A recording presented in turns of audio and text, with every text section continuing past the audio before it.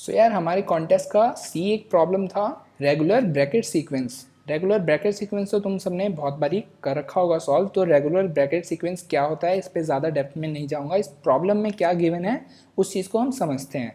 हमारे को एक एन लेंथ की ब्रैकेट सीक्वेंस पहले से गिवन होगी, हमें उसे क्या करना है, एक रेगुलर ब्रैकेट सीक्वेंस बनाना है। अब ये जो एन लेंथ की ब्रैकेट सीक्वेंस है इसके ऊपर हम क्या ऑपरेशंस कर सकते हैं हम उसके बारे में जानेंगे और हर एक ऑपरेशन का कुछ कॉस्ट होगा। तो जो पहली ऑपरेशन है वो हम कर सकते हैं कि कोई भी एक ith इंडेक्स हम सिलेक्ट करेंगे और उस ith इंडेक्स को रिमूव कर देंगे अपनी स्ट्रिंग से, और उसकी कॉस्ट क्या होगी, मेरी ए उसकी कॉस्ट होगी। तो पहला मेरा ऑपरेशन क्या है, कोई भी एक ith एलिमेंट सेलेक्ट करो और उसको रिमूव कर दो।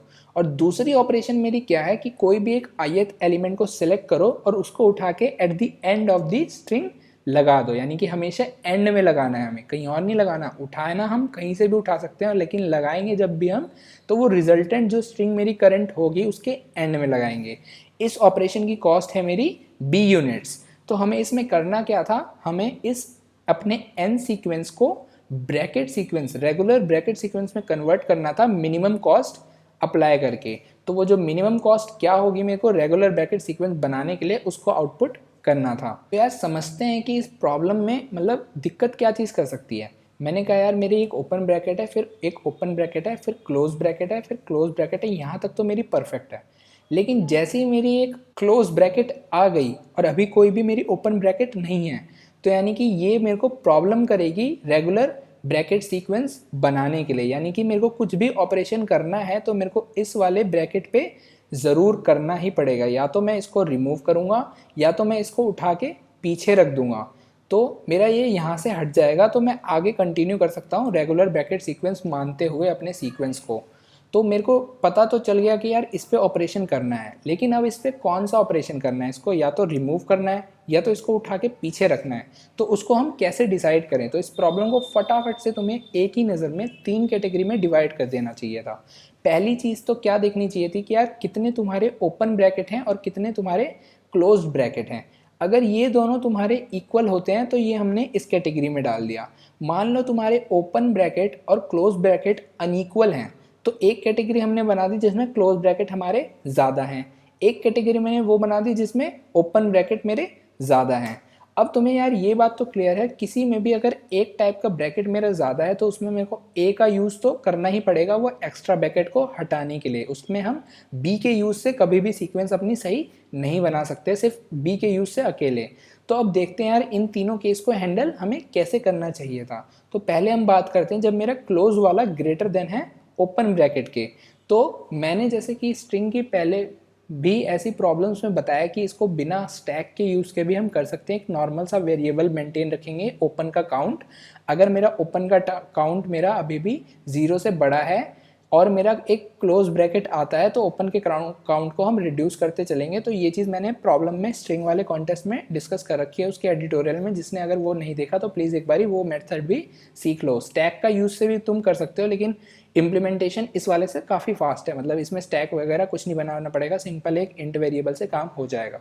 तो अब इस केस की बात कर लेते हैं कि अगर मेरा क्लोज वाला ज़्यादा बड़ा है ओपन से तो इसमें मेरे को क्या ऑपरेशन करनी चाहिए।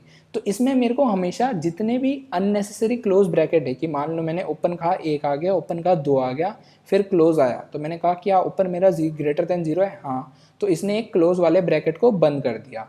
फिर मेरा क्लोज आया तो इसने इस वाले क्लोज ओपन वाले ब्रैकेट को बंद कर दिया। अब मेरा क्लोज तो आ गया लेकिन इसको काउंटर करने के लिए कोई भी ओपन ब्रैकेट मेरा यहाँ पे नहीं है। तो यहाँ पे मैं 2 केस लगा सकता हूँ, या तो मैं बी का यूज़ करके इसको लास्ट में भेज दूँ या तो मैं इसको डिलीट कर दूँ। अब दोनों केस समझते हैं यार किसमें हमारा ज़्यादा फ़ायदा है। मेरा क्लोज वाले ब्रैकेट मैंने कहा कि पहले से ही वो ओपन से ज़्यादा है, यानी कि कुछ क्लोज ब्रैकेट तो मुझे हटाने पड़ेंगे। तो मान लो अगर मैं इसमें बी का यूज़ करता हूँ, मेरा बी लेस देन ए है, तो मैं लालच में आके सोचता हूँ कि यार मैं बी का इस्तेमाल कर लेता हूँ, ये मेरे को सस्ता पड़ेगा, तो मैं इसको उठा के लास्ट में रख भी देता हूँ। लेकिन लास्ट में जब मेरी सारी सीक्वेंस बन जाएगी तो कुछ मेरे क्लोज ब्रैकेट तो एक्स्ट्रा होंगे। अब इन क्लोज ब्रैकेट को हटाने के लिए मेरे को ए का तो यूज़ करना ही पड़ेगा। तो टोटल कॉस्ट मेरी की क्या हो जाएगी, पहले मैंने इसी सेम ब्रैकेट पे बी को भी इस्तेमाल कर लिया और बाद में ए को भी इस्तेमाल कर लिया, तो यानी कि मैंने ख़राब काम कर लिया। इससे अच्छा क्या होता, जब तक मेरे क्लोज वाले ब्रैकेट ग्रेटर देन है ओपन वाले ब्रैकेट से, तब तक तो मुझे बी को भूल जाना चाहिए और इसको डिलीट कर देना चाहिए, क्योंकि इसको तो डिलीट करना ही था मेरे को, चाहे लास्ट में करूं चाहे अभी कर दूं। तो जितने ऐसे क्लोज के ब्रैकेट मेरे को दिक्कत कर रहे हैं उसको मैंने ए यूज़ करके डिलीट करता गया। कब तक, जब तक मेरा क्लोज वाला ब्रैकेट ग्रेटर है ओपन वाले ब्रैकेट से। अब मान लो किसी केस में ये दोनों इक्वल हो जाते हैं तो वो इसी कैटेगरी में फॉल कर जाएंगे। अब इस कैटेगरी में क्या है, मेरा क्लोज वाला है इक्वल्स टू ओपन। अब इसमें मैं यार कोई भी एक क्लोज ब्रैकेट मान लो डिलीट करता हूँ, ये क्लोज ब्रैकेट मेरे को दिक्कत कर रहा था, मैं डिलीट करता हूँ, तो स्ट्रिंग को बैलेंस रखने के लिए, क्योंकि अब मेरे दोनों के नंबर सेम हो चुके हैं, तो अगर मेरे को रेगुलर ब्रैकेट सीक्वेंस चाहिए तो दोनों के नंबर सेम रखने ही पड़ेंगे। तो अगर मेरे को इसको बैलेंस करना है तो यार अगर मैं एक क्लोज को हटाता हूँ तो मेरे को एक ओपन को भी हटाना पड़ेगा। तो मैंने क्या कहा कि अब इसमें मेरे को कॉस्ट क्या कंपेयर करनी चाहिए, 2a कॉस्ट कंपेयर करनी चाहिए, क्योंकि अगर मैं एक क्लोज को हटाता हूँ तो एक ओपन को भी हटाना पड़ेगा, यानी 2 बारी मेरे को a इस्तेमाल करना पड़ेगा। अगर मेरा 2a लेस देन b होता है तभी मैं उसको हटाऊंगा, वरना मैं क्या करूंगा, b को इन्वेस्ट करके इस क्लोज वाले को लास्ट में हमेशा रख दूंगा। ओपन मेरा कहीं पे भी हो, अगर मेरा क्लोज लास्ट में चला जाता है तो ये प्रॉब्लम जो क्रिएट कर रहा था पहले आके वो चीज़ सॉल्व हो जाएगी। तो अगर मेरा 2a लेस देन नहीं है b के साथ तो मैं b से इसको उठा के लास्ट में रख दूंगा, तो मेरा काम हो जाएगा क्लोज इक्वल्स टू ओपन के केस में। वरना मैं 2a काउंट इस्तेमाल करूंगा और इन दोनों को ही यहाँ से डिलीट कर दूंगा। अब तीसरे केस की बात करते हैं, जब मेरा ओपन वाला ग्रेटर है क्लोज से। तो मैंने कहा यार ओपन वाला ना कभी भी रेगुलर ब्रैकेट सीक्वेंस में मेरे को दिक्कत कभी भी नहीं करता, चाहे वो ज़्यादा हो जाए, लेकिन फिर भी मेरे को उम्मीद है कि यार बाद में क्लोज अगर आएगा तो वो इसको ख़त्म कर देगा। तो मैं इसमें सिंपल काम करता जाऊँगा। अगर मेरे को कोई भी एक क्लोज वाला दिखता है कि ये दिक्कत कर रहा है, तो यार मैं अगर ए से इसको रिमूव करता हूँ तो यार क्लोज तो मेरे पहले से ही कम थे ओपन के कंपैरेटिवली, तो अगर मैं इसको डिलीट करूँगा तो मेरे को एक ओपन वाला भी डिलीट करना पड़ेगा एक्स्ट्रा। तो इसमें भी मेरे को क्या काम करना पड़ेगा, इसमें भी मेरे को 2a वाला काम करना पड़ेगा कि अगर मैं एक क्लोज को जो कम है उसको डिलीट करता हूँ तो मेरे को एक ओपन को भी डिलीट करना पड़ेगा, यानी कि 2a काम करना पड़ेगा। या फिर मैं क्या कर सकता हूँ, इसमें b का इस्तेमाल करके इसको पीछे भेज सकता हूँ। तो इसमें भी मैं कंपेयर कर लूँगा मेरा 2a ज़्यादा छोटा है या फिर मेरा b ज़्यादा छोटा है। एक बारी मेरी सारी सीक्वेंस रेगुलर बन गई, फिर जितने भी मेरे ओपन एक्स्ट्रा बचते हैं उनको मैं ए का यूज़ करके बाद में हटा सकता हूँ आराम से, उसमें कोई भी दिक्कत की बात नहीं है। हमारे को सबसे पहले क्या चीज़ चेक करनी थी, ये जो जितने भी क्लोज ब्रैकेट हैं ये अपनी सही जगह पे आ जाएं। तो ये केस भी आई थिंक क्लियर होगा। इसका कोडिंग पार्ट देख लेते हैं फटाफट से। तो मैंने एन, ए और बी बना दिया है अपना। एन मेरा इनपुट होगा साइज ऑफ द स्ट्रिंग, ए मेरा फर्स्ट ऑपरेशन की कॉस्ट, बी मेरा सेकेंड ऑपरेशन की कॉस्ट। लॉन्ग लेना यार मत भूलना, जब भी तुम्हारे 10 की पावर 9 के रेंज के इंटीजर्स हों, तुम्हें ऐड मल्टीप्लाई डिवाइड कुछ भी करना हो तो लॉन्ग हमेशा लेके रखना। हमने क्या करा, एक स्ट्रिंग बना ली एस, इसमें इनपुट ले लिया हमने, वेरिएबल बना लिए ओपन। रिमाइंडर मेरा क्या है बेसिकली, इसका मैंने यूज़ करा भी नहीं है। एक ओ बना लिया, 0 से इनिशियलाइज कर दिया। एक सी बना लिया, इसको भी 0 से इनिशियलाइज कर दिया। आंसर में मैंने क्या स्टोर कर लिया कि मान लो यार n की n स्ट्रिंग, मतलब जितने भी n कैरेक्टर थे उन सबको मैं डिलीट कर दूं तो क्या आंसर होगा मेरा, n इंटू ए मेरा आंसर होगा। तो आंसर मैंने ये रख लिया कि मेरा मिनिमम टू मिनिमम इतना आंसर तो होगा ही। आगे देखते हैं कि इससे कम हो सकता है कि नहीं हो सकता।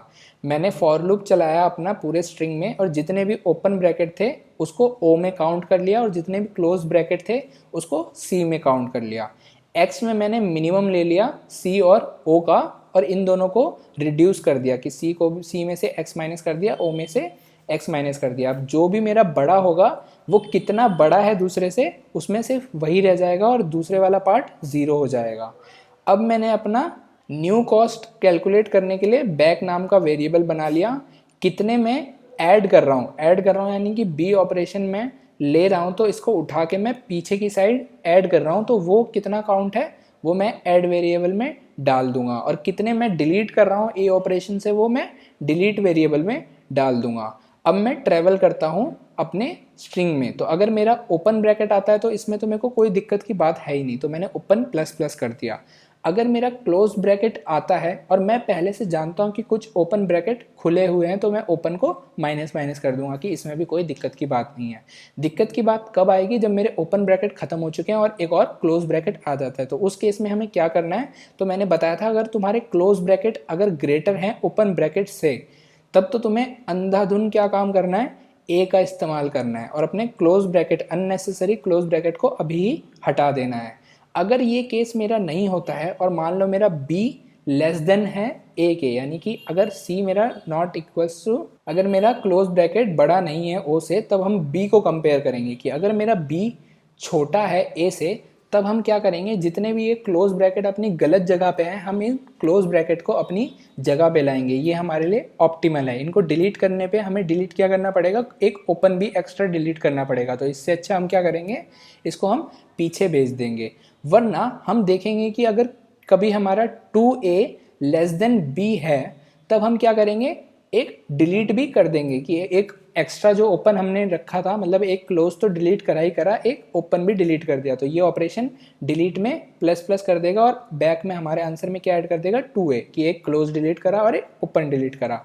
और मान लो तीसरा केस क्या बनता है कि अगर हमारा 2a is greater than b, तब भी हम क्या करेंगे, एक b का ही इस्तेमाल करेंगे। अब ये तुम सोच रहे होगे यार ये ऊपर वाले केस में ही क्यों नहीं ऐड हो गया, तो मैंने कहा था यार यहाँ पे मैंने b को लेस देन a से कंपेयर करवाया।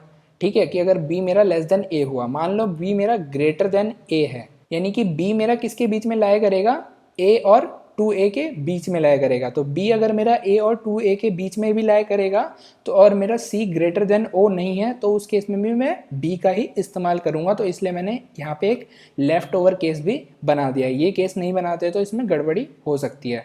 तो ये सारा जब काम मेरा कैलकुलेट हो गया, मेरे सारे क्लोज ब्रैकेट अपने सही जगह पे आ गए जितने भी ऑपरेशन करके आने थे, तो अब हम क्या चेक करेंगे, तो यार बी ऑपरेशन में हम जितने भी आगे से उठा के पीछे की साइड रख रहे थे उसको हमने स्ट्रिंग में अपेंड नहीं करा। स्ट्रिंग तो हमने n बारी ही चला है, तो कितने पीछे उठा के रखे हैं उसने कितने सारे ओपन ब्रैकेट को बैलेंस करे होंगे, हमें ये चीज़ भी तो देखनी है।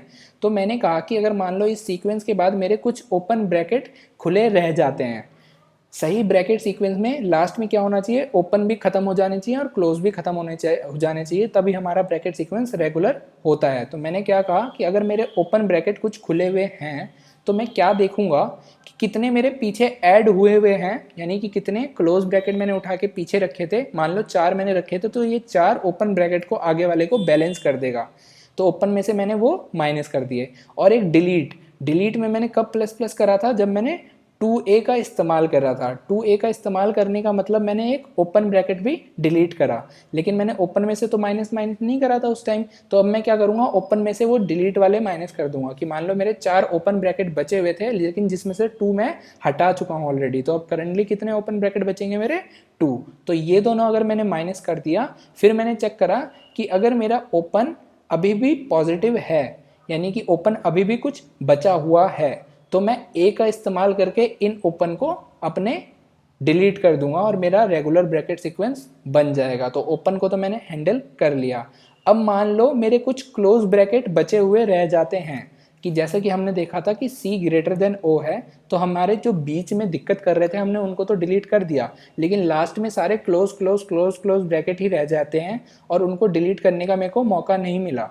तो हम क्या करेंगे, देख लेंगे कि अगर मेरा C कुछ भी रह जाता है तो उसको A का इस्तेमाल करके उनको भी डिलीट कर देंगे। तो इसका इस्तेमाल करके हमने इसको भी डिलीट कर दिया, तो वो भी हमारे आंसर में ऐड हो गया। लास्ट में आंसर में हम क्या ले लेंगे, मिनिमम ऑफ आंसर और मिनिमम ऑफ बैक, जो भी हमने कैलकुलेट कराया है। होप ये प्रॉब्लम भी समझ आ गई होगी। किसी को अगर डाउट रह जाता है तो वो कमेंट सेक्शन में डाल सकता है।